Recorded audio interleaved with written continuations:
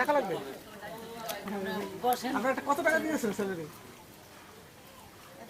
1 লাখ দিতেছেন। আমরা তো এটা শুনছি, এটাই সত্য।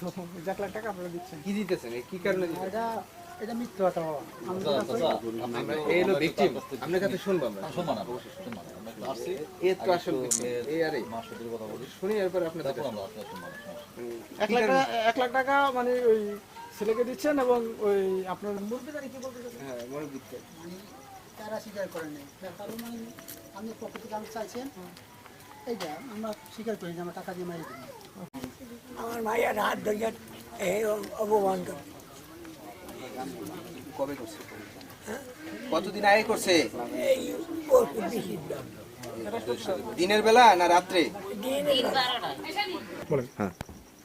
ওই সময় ধরে আমি জ্বালাইতেছি, আমি ওই বাড়ি যাইতাম, ওখানে আমার কইতে টাকা নিয়ে দিবি তুই আমার কাকা তোরে স্যান্ডেল দিতে অনেক গাবি দিবি কইছে।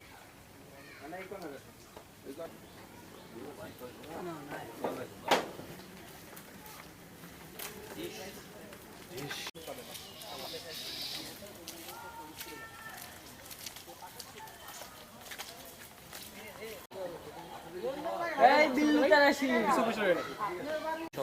কি বলবেন? ভাই নাম কি তোমার? কইছিলা? তখন তো লোকজন ভালো আছে।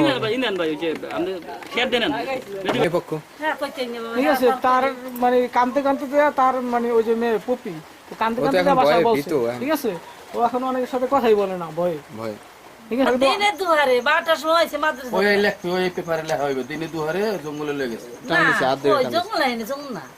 ঠিক আছে, এটা আইন দিয়া। আপনার আমরা